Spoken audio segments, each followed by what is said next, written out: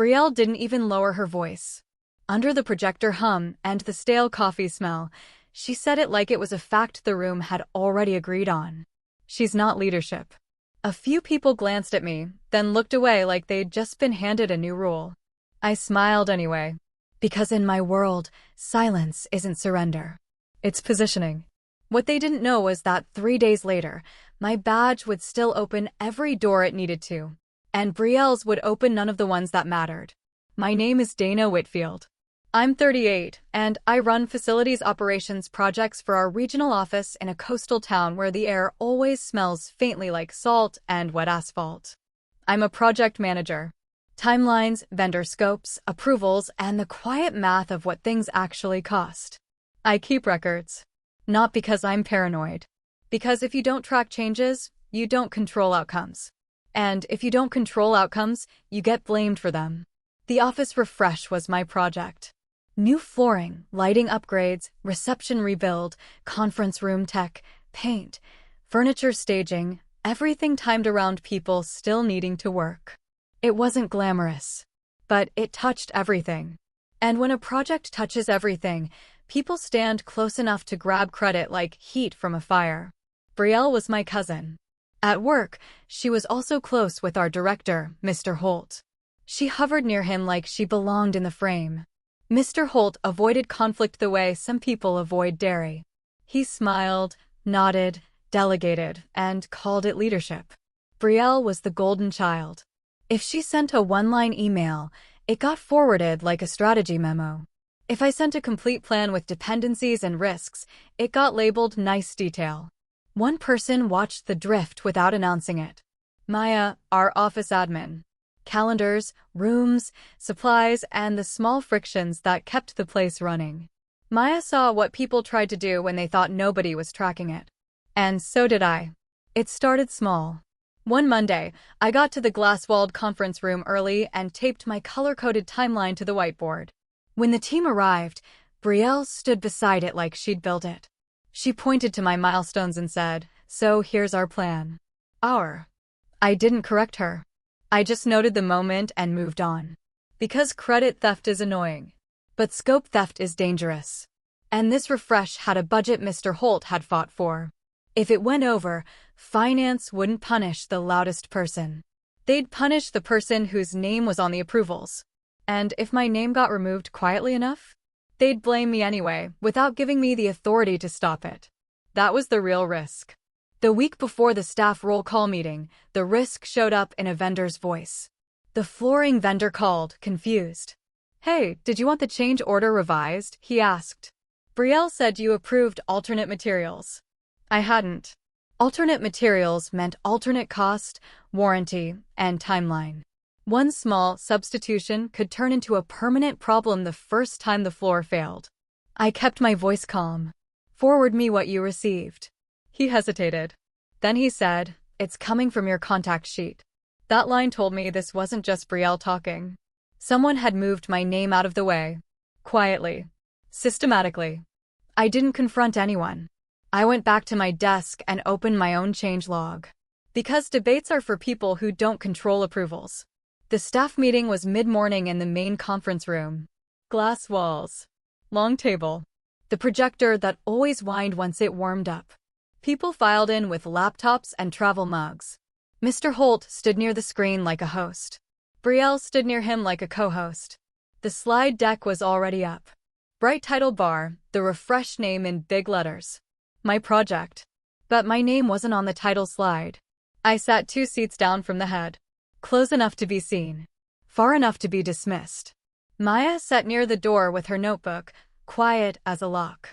Mr. Holt started with pleasantries, then moved to recognition. "We're going to do a quick roll call of leads for the refresh," he said, "so everyone knows who to go to." Brielle clicked to the next slide. Work streams listed in tidy rows. Flooring. Lighting. Conference tech. Reception. Vendor coordination. Brielle's name appeared beside several. Mine appeared beside none. I kept my face neutral. Not because it didn't matter. Because reactions are currency. And Brielle loved being paid in reactions. Someone asked about after-hours access windows. Brielle answered with a confident range that would violate building rules. I corrected it once, calmly. That window isn't approved by security. Brielle didn't even turn. We'll manage it, she said. Mr. Holt nodded like that settled it. Then Mr. Holt looked down the list and said, Dana, you'll keep doing your notes and tracking, right? That's your strength. Brielle laughed like he'd said something clever. And then she said it. She's not leadership. The projector fan hummed. A pen stopped moving. No one corrected her. Mr. Holt didn't even try. In the quiet, I picked up my phone and typed one line. Roll call. Workstreams reassigned verbally. No written governance change. Then I locked the screen. No performance. Just a timestamp. After the meeting, the room emptied in small waves. Brielle stayed near Mr. Holt, laughing, soaking up proximity. I left at a normal pace. In the hallway by the copy machine, Maya caught up to me. She didn't smile. She didn't decorate the truth. She said, quietly, Brielle asked me to change your name on the vendor contact sheet. I stopped. Did you do it? I asked. Maya swallowed. I did, she said. She told me Mr. Holt wanted it. I'm sorry. I nodded once. Not warm. Not cruel. Thank you for telling me. Maya exhaled like she'd been holding a weight. Then she added, she also asked me to update the directory list so vendors stop calling you first. That was the moment it stopped being petty. If vendors stopped calling me first, I'd stop seeing problems first. And the first person to see a problem is the first person who can prevent a cost overrun.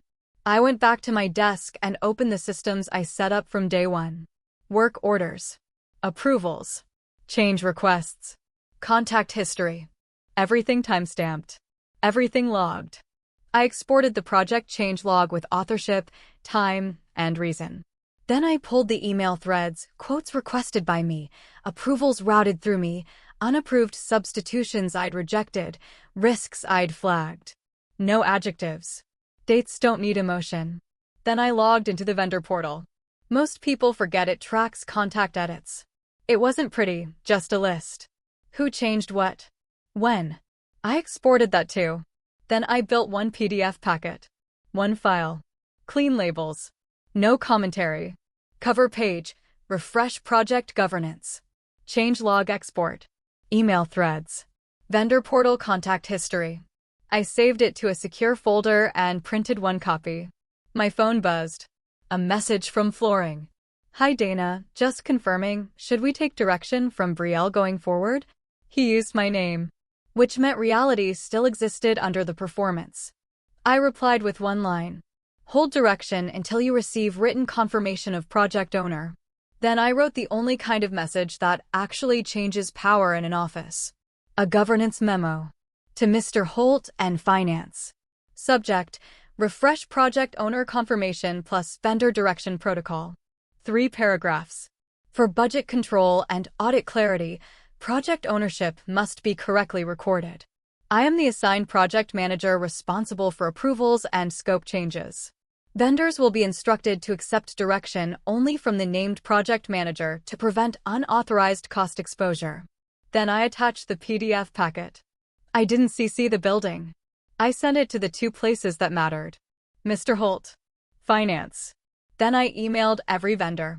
Short. Direct. Effective immediately. Please accept direction, change requests, and approvals only from Dana Whitfield, Project Manager, Facilities Operations, for the Regional Office refresh. And one sentence that closed the gap Brielle had been slipping through. Any direction from other parties must be confirmed in writing with me before action is taken. Within an hour, confirmations arrived. Lighting, confirmed. We will route all approvals through you. Flooring, understood. We'll pause any alternates until you authorize. Conference tech. Reception millwork. Simple replies. Clear behavior. Vendors follow whoever can approve, because that's how they get paid. Finance replied next. Dana, thanks. We need the correct project owner reflected for approvals. We'll update our records. Please confirm any prior direction from others is void unless you reapprove. Void unless you reapprove. That line was the whole shift. My phone buzzed again. Brielle. Why are vendors saying they can't take direction from me? No greeting. No curiosity. Just offense. I didn't respond. I didn't need to. Minutes later, Mr. Holt emailed. Subject, quick chat. Body, call me. I didn't call. I walked to his office.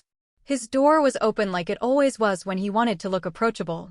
He sat behind his desk, fingers steepled. Brielle sat across from him, legs crossed, jaw set. I knocked once on the frame. Dana, come in, Mr. Holt said. I stepped inside and closed the door. Not hard. Just fully. Mr. Holt tried neutral. Finance reached out, he said. There's confusion about vendor direction. There isn't, I said. There was an unauthorized contact update. Brielle jumped in fast. I didn't do anything wrong. I was helping. I looked at her, steady, not emotional. Helping requires consent, I said. Mr. Holt cleared his throat, the sound he made when he wanted friction to disappear. Brielle has been stepping up, he said. People respond well to her. I nodded once. People respond to whoever you stand next to, I said. The room went still. Mr. Holt frowned like he disliked the truth purely because it was inconvenient. Dana, you didn't need to send that memo in a way that made it formal. I manage spend, I said. Formal keeps budgets intact. I slid one page across his desk, the packet cover sheet listing exactly what was attached. Approvals. Change logs. Portal history. He glanced down. Documents don't negotiate. Why didn't you just come to me, he asked. I kept my voice even. I was told to send notes, I said. Brielle gave a short laugh, like she might try to make it cute. It didn't land. Mr. Holt rubbed his temple. Then he looked at Brielle. Going forward, he said, route requests through Dana. It wasn't an apology. It wasn't accountability. But it was a line drawn where everyone could see it. Brielle's eyes narrowed. That look used to make people back up. I didn't. I held still until she looked away. Back at my desk, Maya looked up as I passed. I gave her a small nod. Nothing dramatic. Just acknowledgement. An hour later, the reception millwork vendor sent a copy of their internal note. Per Dana Whitfield's directive, only written approvals from Dana will be acted upon. They'd built my boundary into their workflow. That's what enforceable looks like. Later that afternoon, Mr. Holt sent an office-wide update. No apology. No explanation.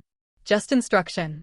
Please note, all refresh project questions, approvals, and vendor coordination should be directed to Dana Whitfield, project manager. Brielle's name wasn't there. No one applauded. But the building shifted anyway. Over the next few days, people started coming to me again. Directly. A department lead stopped by. Dana, what's the plan for conference room downtime? I answered with specifics. She nodded, satisfied, and left. Another asked about noise mitigation on the second floor. I pulled up the schedule and showed the quiet hours. No flourish. Just control returning to the right hands. 2 mornings later, I walked into the glass conference room and saw my printed timeline on the table. My name was back at the bottom. Small font, but present. Brielle came in, saw it, and her face tightened. She didn't touch the paper. Paper is evidence. Mr. Holt arrived with coffee and his practice smile. He started the meeting with a different sentence. Dana, he said, can you walk us through where we are? Brielle's eyes flicked toward him. He didn't look at her. He looked at me. I spoke calmly. Numbers. Dependencies. Risk windows. Vendor confirmations. When I finished, Mr. Holt nodded. Good, he said, then added, like he wanted to stitch something back together without naming the tear. This is why having the right owner matters. That afternoon, I wrote one more boundary, because boundaries that live only in conversation get rewritten by whoever speaks last. I emailed Mr. Holt and Finance. Subject, refresh project controls. All vendor contact changes require my written approval. All change orders require my signature before submission. All schedule shifts must be documented in the change log before execution. No attachments. The packet already existed. Everyone who mattered already had it. Mr. Holt replied with 1 word. Agreed. Finance replied with 2. Logged. Thanks. Brielle didn't reply.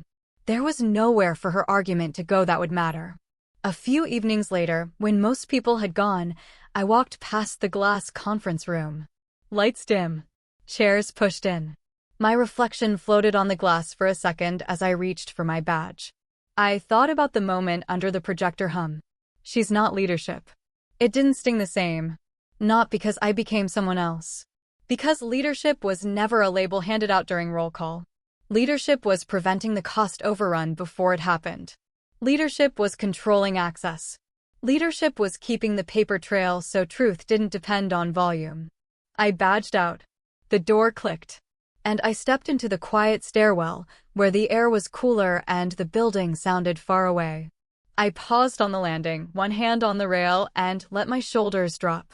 Then I walked down, steady and unhurried, leaving the glass room behind me like it had never owned my name. If someone tried to erase you in plain sight, share your story in the comments and subscribe.